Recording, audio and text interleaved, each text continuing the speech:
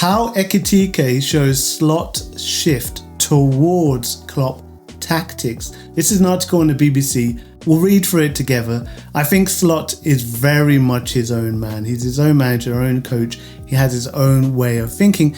It just so happens that he shares a lot of Klopp's ideals, strategies, beliefs in how football should be played, formation and tactics and transitions and so on, because that's why we picked him, because he would fit in seamlessly to how Liverpool have been playing, make all the right kind of tweaks and make us even better. And he did that spectacularly in the first season. He kept pretty much the formation that we were already playing, keeping players in their best position. He moved Gakpo out to the left rather than from the centre, but didn't change the formation at all, but a lot of how we're playing, out to Salah, out to the left wing, bring it in, runners from deep into the box.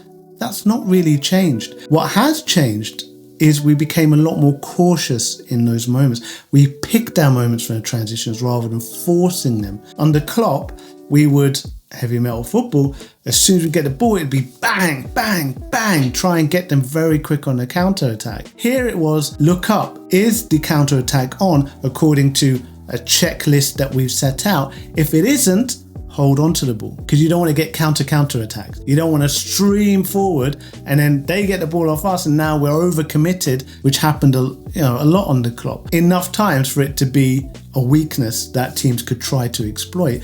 Slot reined that in a little bit and said, only go once various boxes have been ticked. There's a checklist in every player's mind there, and unless that's right, you don't do it. Same with the press. Don't tire yourself out unnecessarily, but if the right situation pops up and you get that little beep, beep, beep, beep in your head, this is the time, you go and you press and you get the ball back. So Slot, I think, taught a bit of patience to the team, smart selection in when to enact certain tactics and strategies during the game. Maybe better game management, you could call it that. Arne Slot's summer reshuffle was already the most significant by a reigning Premier League champion in the competition's history. Is that in terms of amount we spend, quality of players we brought in, the number of players? I'm not sure, but I like how that sounds. Before we consider how and why Ekitike will have an impact on Slot's tactics, it's worth looking at the headline numbers. 15 goals and 8 assists in 31 Bundesliga's games. That's 23 goal involvements in 31. That's pretty good. And he had the 5th most goal involvements and the 5th most attacking sequences in the Bundesliga. What is an attacking sequence exactly? Well, thankfully it says here. That can be interpreted as showing the quality of Ekitike's all-round game, whether holding up the ball, running into channels, or bursting in behind. So that's being involved in an attack even if it doesn't lead to a goal? Or is that assisting the assister?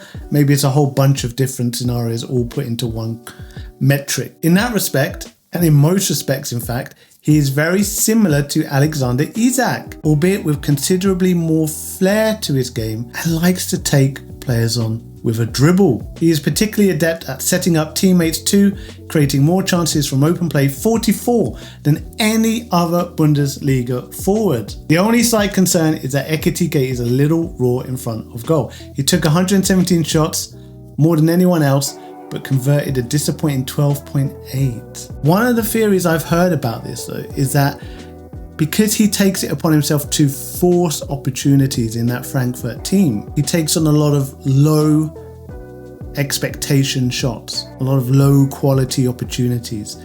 He tries to force stuff, but when he gets those high probability opportunities, he puts them away at a rate that is as you would expect from a top striker in a top European league. Let's go back to this attacking sequence involvements. All right, so the red is shot, the yellow, the mustard color is chances created, and the white is build up to shot. So overall, he ranks 5th, but if you take out the build up, he's actually 2nd when you combine shot and chances created, behind only Michael Olise, above Harry Kane, above Florian Wirtz, above Jamal Musiala. Then you look at this Opta map of where shots are taken and you see his goals have all come in the penalty area. from angles and situations that you would expect him to put the ball away. Look at the number of shots he's taken from outside the box. And he's a number 9. He's not a number 10. He's not a number 8, arriving on the ball late just outside the box. He's a number 9. So he really shouldn't be taking that number of shots from outside the box, because he should always be in and around the box. Now that versatility, that suggests a versatility moving around, fluid movement, and actually being happy to drop deep, maybe letting someone like a Wirtz or a Szoboszlai push ahead and take that number 9 spot while he's then out taking a number 10. That might be the kind of versatility that Slot wants, but it's not his forte, is it? He's not very good at these shots from outside the box. He didn't score a single one of them. And all those shots lower his XG, lower his expected goals. There's a comparison table here of last season. They had almost the same number of appearances, 33 for Ekitike, 34 for Isak. Ekitike slightly less minutes. Goals, Isak of course had 8 more goals, 23 goals to 15. But the expected goals were actually higher for Ekitike, 21.7 to 20.4 for Isak. So that does really highlight. So Ekitike scored 6.7 less goals than he should have for the amount of attempts he had. Whereas Isak overperformed his XG by 2.6. And Isak's shot conversion rate is almost double that of Ekitike. So Ekitike is raw. However you want to shape the metrics and make excuses like I just did in the video, it's undeniable he's not putting them away as often as he should be doing so. And yet he's still got 15 goals, so there's room, massive room for improvement, and yet he's still got 15 goals. He still would have been Liverpool's second top goal scorer in the league, because even though Diaz got 17, he actually only got 13 in the Premier League. So if Slot can just get him up to par, just have him at a neutral XG performance, he's a 20 plus goal a season striker. There's no doubt about it. And he's 23. He has lots of room for improvement.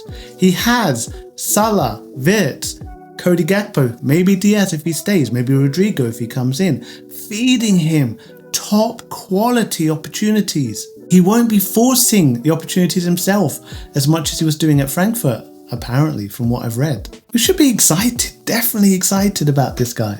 In an era when utilising attacking transitions are of increasing importance, Ekitike's smart assists, his give-and-go moves, and his line-breaking carries into the final third are all hallmarks of the elite modern number 9. He topped the Bundesliga chart for shot-ending carries, 44, 5th for attempted dribbles, and he scored more goals from fast breaks than anyone else in the division. And that is why this article is arguing that it represents a shift in Slot's tactics.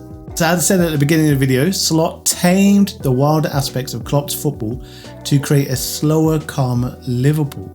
But Ekitike represents a shift back the other way, perhaps reflecting a similar realization to the one that recently struck Guardiola. Guardiola says, modern football is not positional. You have to ride the rhythm. It's all about transitions, aka counter-attack, and movement. Fast movement, unpredictable movement, creative movement. Movement that makes it hard for the opposition to have practiced on the training ground how to cope when this exact pattern arises. And so, yes, Slot made us more patient and calmer and more controlled in possession and picking our spots. Is he going to try and increase, maybe not all the way up to how Slot was doing it, but find a level to increase to for that fast-paced counter-attack unpredictability? And it's telling Ekitike arrives in the same window as Wirtz, 2 Bundesliga players who are all about transitions and movement and creativity. Both are sharp one-touch passers between the lines, both love to crash the box, and both were sculpted in fast transitioning Bundesliga teams. And let's be clear, I don't think Slot will suddenly change everything about how he played last year. Why would you? We just won the Premier League at a canter. We didn't break sweat. We dominated in the Champions League opening league, only to lose to PSG, who went on to crush everyone else. If If it wasn't for PSG meeting them so early on, I think we would have gone very deep, if not had a chance to win the Champions League as well. And we got to the final where we lost to Newcastle. I think we had a very off day, and I think Newcastle played incredibly well. So last season was fantastic. So why would you change too much? It doesn't make sense. But what you will do is adapt, because now every team will have studied all your performances from last season and have worked out a game plan to try and neutralize your strengths and exploit your weaknesses. And so you have to adapt. You have to change things up. You have to keep things fresh. And it doesn't mean you do that for the whole 90 minutes, but it means you have the opportunity for a period, for a phase within the game to say, we're going to go a little bit more heavy metal here, or we're going to go a little bit more free-flowing roaming movement here. We're going to throw a few surprises to the opposition. So I think that's what this article's arguing about. I'm all in. I love that kind of football. That suits me to a T. Let's do it. Let me know your thoughts. What do you think about the metrics between Ekitike and Isak?